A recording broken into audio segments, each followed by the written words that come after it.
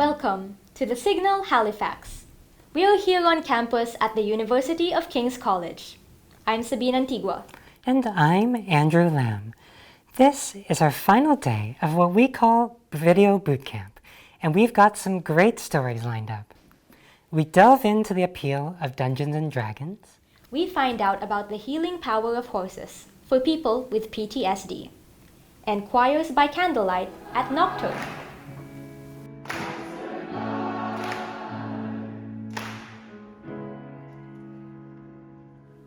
But first, a Halifax man has picked up more than 55,000 pieces of litter, tracking each piece in an app on his phone. Connor McDowell tells us why.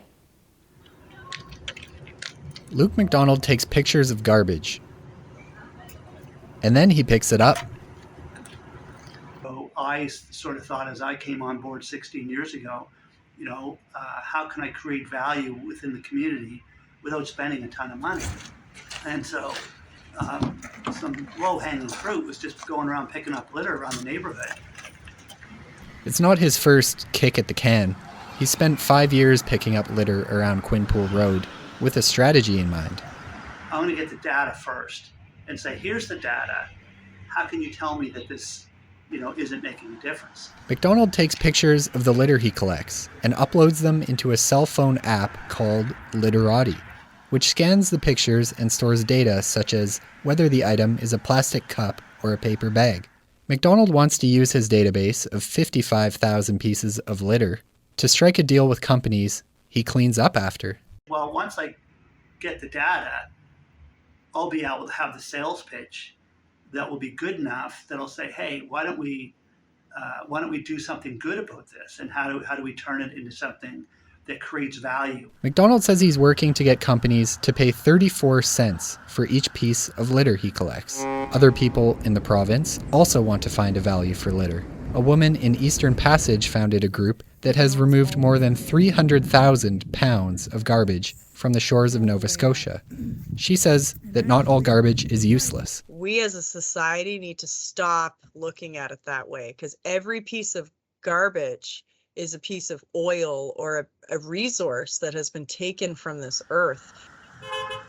Luke says he's looked at litter as a challenge ever since his childhood days of camping with his father, who taught the family to leave the campground better than they found it.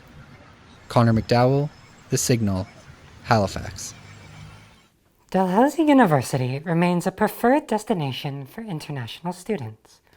Last year, 4,000 students came here from other countries. But a first-year student from Nigeria says he's overwhelmed by the pace of studies. William Boating reports. Another busy week has begun for Richard Bolarin. The Nigerian student is studying economics at Dalhousie University.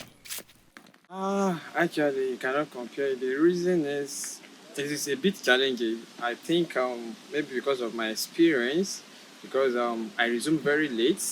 So when I resume, I have a whole lot of assignment, a whole lot of lecture to catch up with. His year-long graduate program is intense, and the workload is demanding. I go to church.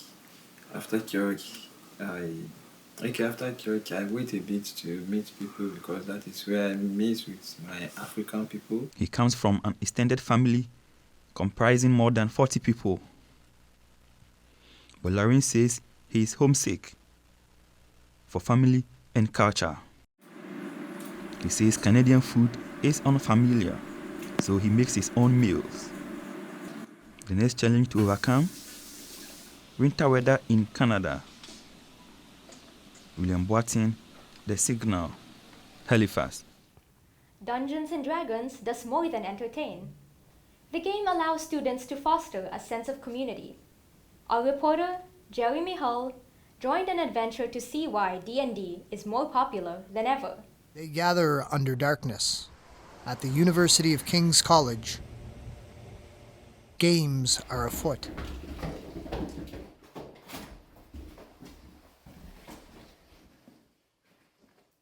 Our full title is the University of King's College Tabletop Role-Playing Game Society, or the UKCTTRPGS. But that makes for a long title and a long acronym, so we just shortened it to the KTRPGS. Here's one more acronym. D&D stands for Dungeons and Dragons. I think D&D is really all about building community. D&D allows people to create a bond over a shared narrative that is intensely personal to them. I'm Meg Tremblay. I'm the president of the King's Tabletop Role-Playing Game Society. My character is Caspian. Caspian's a half-elf necromancy wizard. A necromancer specializes in tampering with the forces of life and death. I'm not at that level yet. I'm at level 3. Yeah, it's one of the great things about D&D is that it's created by you. It has this customization sort of aspect that allows you to really identify with what you're making and like explore your identity in a safe setting. This collaborative theater offers everyone a moment in the spotlight. Using bees. When your game is slaying dragons, you need to have the right tools for the job. So as a society, we organize meetings. We also matchmake games for longer-term campaigns, and we provide supplies to make entry a lot easier for people. The Role-Playing Game Society provides what players need to build their own stories. Yeah, it's had a renaissance in the past few years because it really gives people an outlet to explore who they are in a way that you don't get in other mediums. I think it provides a really valuable setting to explore things like identity within the role play. It gives you this opportunity to totally embody a completely different character with all these magical abilities. I think it provides an opportunity to express a lot of things that wouldn't be possible in the real world. They celebrate their victories together and carry each other after defeat. Some adventures are finished in an afternoon, others last for years. It's a long journey, one best made with friends. For the Signal Halifax, I'm Jeremy Hull. A ranch owner in Nova Scotia invites veterans and anyone with PTSD to come heal with horses. The program is called Equine-assisted learning. The Signal's Crystal Green has more. This is where the equine-assisted learning program happens, and then we decompress with animals and other activities afterwards. Christy Falconer is the owner of Serenity Acres Ranch. She hosts workshops with horses to help those with PTSD or complex trauma. Equine-assisted learning, it's a life skills program. It's when you interact with the horse and the horse responds to your stimulus that they pick up from you, teaching you about yourself.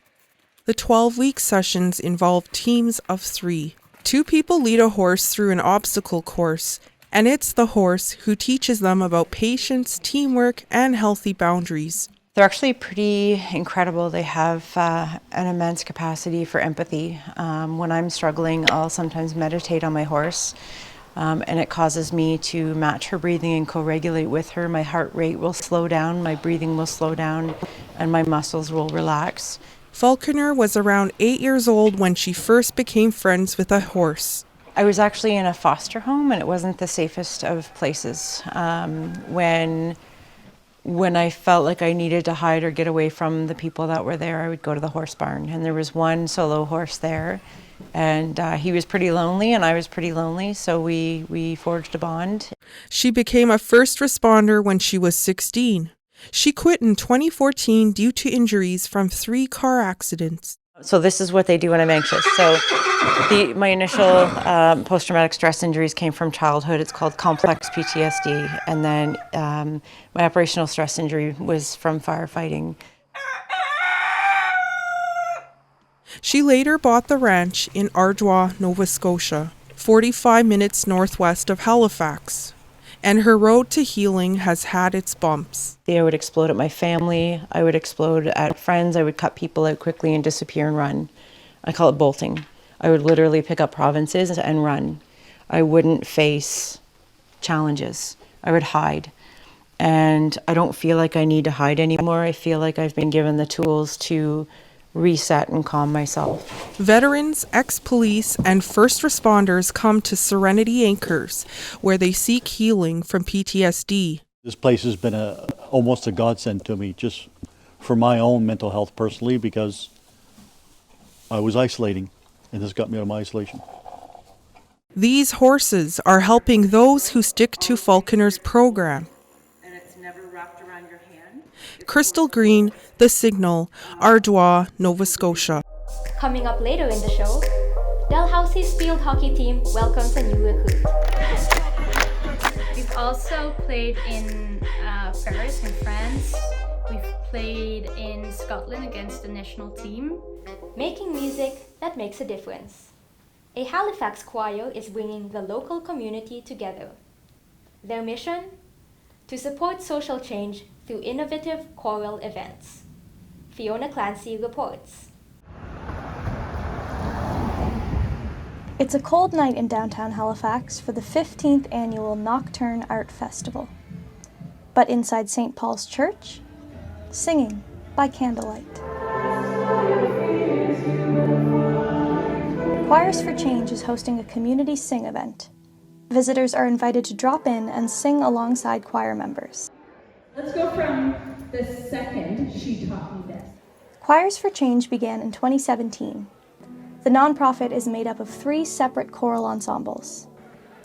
Ryan Henwood says that singing in a choir creates lasting relationships between choristers. Because we sing together and we spend so much time learning this music, we feel connected, and then that extends outside of our rehearsal time too. And yeah, I think the music's wonderful. I do love it, but it's that community that really has been so special for me. I'm not giving up on faith. Rachel Delano is a longtime Choirs for Change member.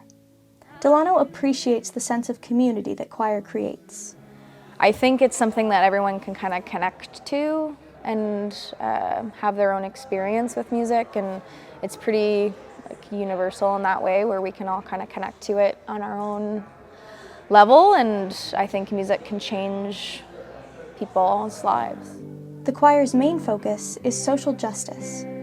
Henwood believes that art is a wonderful vehicle for social change. As an artistic organization, I think we have this opportunity to bring joy and emotion into these movements and support organizations in that way. So right now, especially stepping into the artistic director role, it's how can I start making connections with, again, local organizations, local not-for-profits that are, contributing to real meaningful change here in our city and our province.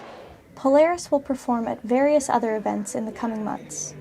Here at Nocturne, dozens of people showed up to sing with the choir. Henwood says the main impact of events like this, it brings the community together.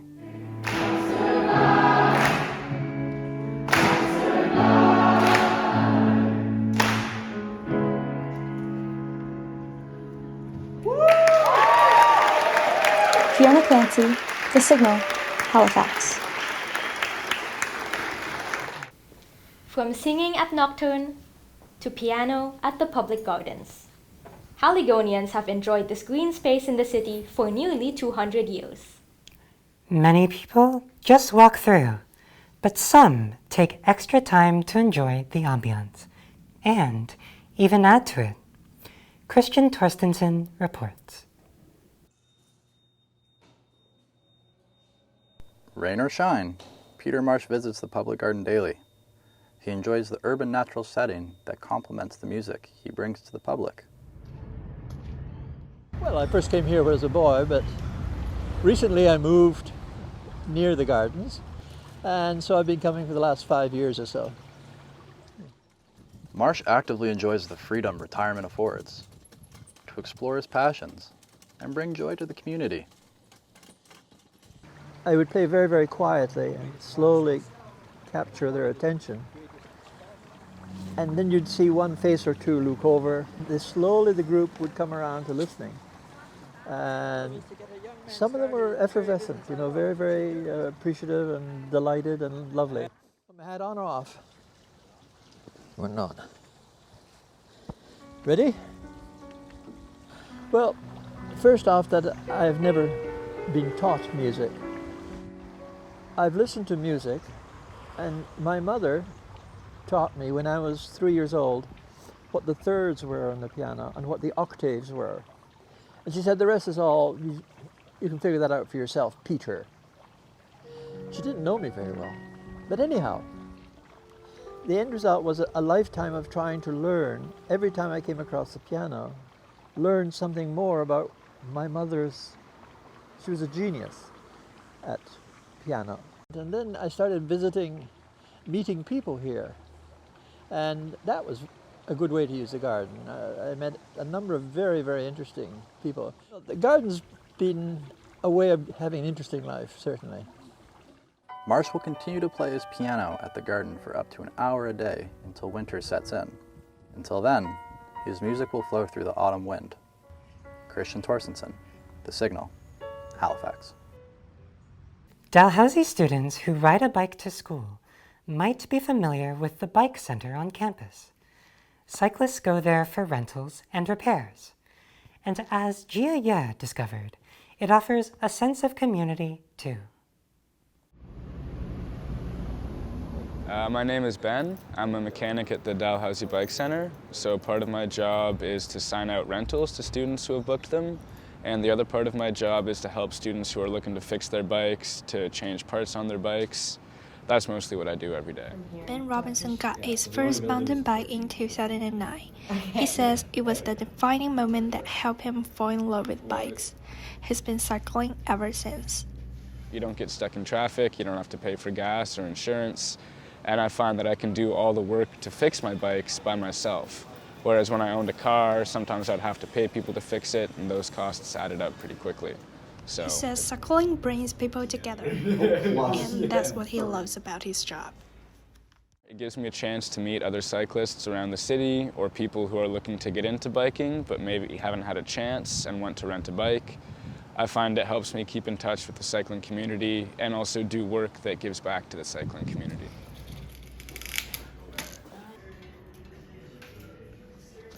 Robinson fixes bikes at the center, work both he and his friend and co-worker Gideon Martin enjoy.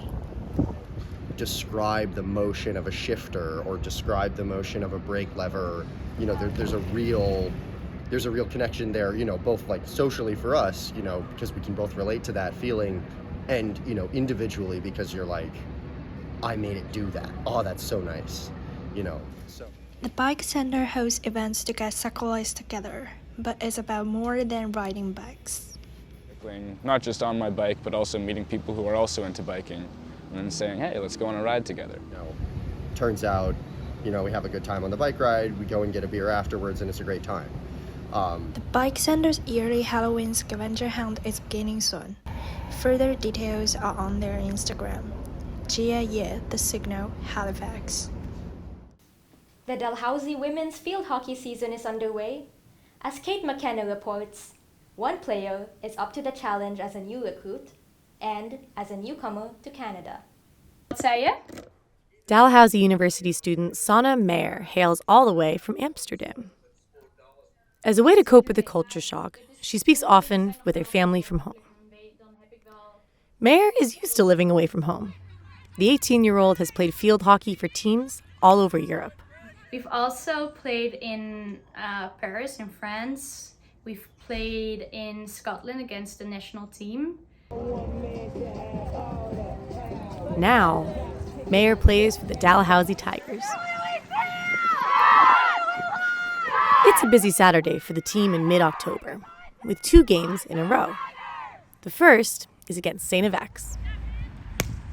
The Tigers win this first game and move on to the next, against the team from St. Mary's University. Mayer is a new recruit, but holds her own. It's a close game, but Dalhousie pulls out a win, and coach names Mayer the player of the game. It's a perfect way to de-stress, just get your energy out and run on the field. Mayer says one of the most valuable rewards is the camaraderie with her teammates. This is Kate McKenna, The Signal, Halifax. The stick and poke tattoo trend has grown over the past 20 years. A Halifax artist says the process is as much about the experience as it is about the tattoo. Emma Noggle reports.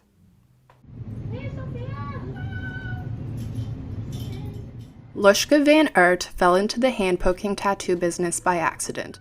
Fellow students in university borrowed her sewing needles to do tattoos, and then she ended up fixing their mistakes the next day. I'm decently artistic. I've always done art my whole life. And then, so I gave it a shot, and I ended up making a really straight line, and I fixed that girl's tattoo. More people at the university just asked me to give them tattoos, and it kept going. Yeah, awesome. Okay, cool. I will make those little changes. Van Art says that the handpoke community is an open space. Many handpoke artists are queer or femme or even both. It takes longer than a machine tattoo since each little dot is individually poked into the skin. She says every tattoo she does is a unique experience. Because I'm physically holding the needle, the way that I interact with my client's skin is different for every single person because skin is so varied. Many artists are self-taught and are willing to share tips and tricks within their community. Like, we're very supportive of each other, and I'm always either getting messages from other artists or I'm sending messages to other artists to meet up or to trade tips and tricks or just to chat about like what's going on. Some Indigenous cultures practice handpoke tattoos. Van Art has put in the effort to learn about the history of tattooing. Over thousands, tens of thousands of years, people have been stabbing ink in some way or another with sharp objects into their skin. I do love that I feel like I'm following a much more traditional method. Van Art avoids any designs connected to Indigenous cultures. It's all about client comfort. Van Art works closely with her clients to ensure that the handpoke design is one that they will want and love forever. I'm Emma Noggle with The Signal, Halifax. Well, thanks for watching our show, based here in Mi'kma'ki, the traditional territory of the Mi'kmaq. I'm Andrew Lamb. And I'm Sabine Antigua. For more news stories, follow The Signal on YouTube and Twitter, or go to signalhfx.ca.